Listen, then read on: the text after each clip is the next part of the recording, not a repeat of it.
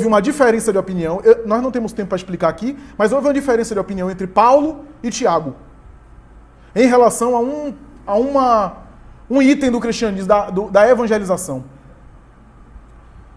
E aí houve uma alteração e Paulo, como era assim muito agreste, dizia as coisas assim na lata. Pedro estava sentado assim na cabeceira da mesa, e aquela confusão, as pessoas se dividindo. Paulo se levantou e disse assim: exijo que Simão Pedro se manifeste. Porque ele está tendo uma omissão quase criminosa. Ele está vendo aqui a diferença de opinião e a palavra dele pode cessar o problema. Porque a palavra dele tem uma autoridade indescritível. O que ele falar, as pessoas vão acatar. E ele está tendo um silêncio omisso, indiferente.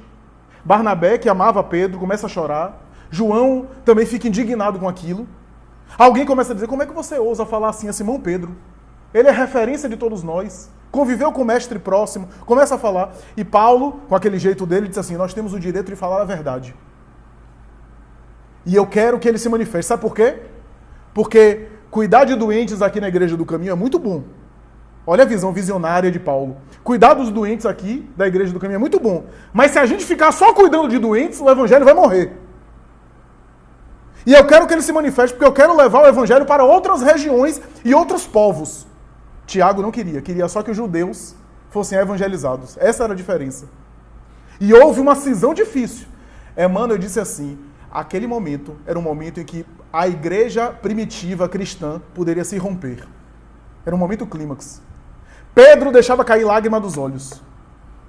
E a briga continuava. Ele fechou os olhos e teve uma visão psíquica.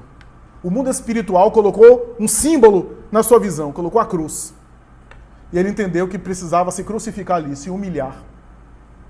Levantou-se, se ajoelha diante de Paulo e disse: todos sabem que eu neguei e que nos momentos mais importantes eu fracassei.